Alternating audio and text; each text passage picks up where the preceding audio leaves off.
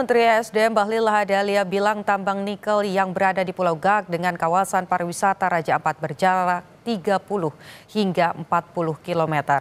Bahlil menegaskan pihaknya telah menghentikan operasi penambangan nikel PT Gak di Raja Ampat hingga proses verifikasi lapangan selesai.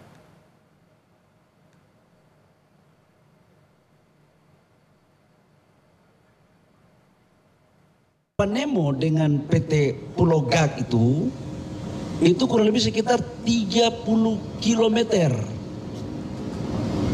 sampai dengan 40 km. Jadi wilayah Kabupaten Raja Ampat itu banyak hutan konservasi, banyak pulau-pulau yang untuk pariwisata, tapi juga ada pulau-pulau yang memang ada pertambangan. Agar tidak terjadi kesimpang siuran, maka kami sudah memutuskan lewat Dirjen Minerba untuk status daripada IUP PT Gak yang sekarang lagi mengelola, itu kan cuma satu ya.